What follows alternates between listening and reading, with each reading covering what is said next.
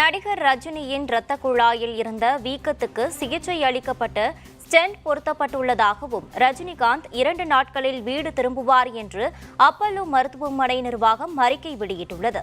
இதுகுறித்து எமது செய்தியாளர் பாலமுருகன் தரும் கூடுதல் தகவல்களை இப்போது கேட்போம். நடிகர் ரஜினிகாந்த் நேற்று இரவு போயஸ் கார்டில் இருக்கும் அவர் இல்லத்தில் இரவு 10 மணி அளவில் அவர் உடல் ஒவ்வாதை காரணமாக சென்னை ஆயிரம்விளக்கில் உள்ள அப்பல்லோ மருத்துவமனையில் சிகிச்சைக்காக அனுமதிக்கப்பட்டிருந்தார். தற்போது ரஜினிகாந்தின் உடல்நிலை சீராக இருப்பதாகவும் அப்பல்லோ மருத்துவமனை அறிக்கை வெளியிட்டுள்ளது. மேலும் அறுவை சிகிச்சை பிரிவில் இருந்த நடிகர் ரஜினிகாந்த் தற்போது சாதாரண பிரிவுக்கு மாற்றப்பட்டுள்ளதாகவும் உயர்மட்ட மருத்துவ குழுவினர் அளிக்கப்பட்ட சிறப்பு சிகிச்சையின் காரணமாக ரஜினிகாந்தின் இதயத்திற்கு செல்லும் இரத்த குழாயில் இருக்கும் வீக்கத்திற்கு சிகிச்சை அளிக்கப்பட்டதாகவும் இந்த அறிக்கையில் தெரிய வந்துள்ளது. மேலும் அவரது இதயத்தில் வால்வில் ஸ்டாண்ட் என்ற முறையில் பொருத்தப்பட்டுள்ளதாகவும் இது அறுவை சிகிச்சை அல்லாத முறையில் சிகிச்சை மேற்கொள்ளப்பட்டதாகவும் தெரியப்பட்டுள்ளனர்.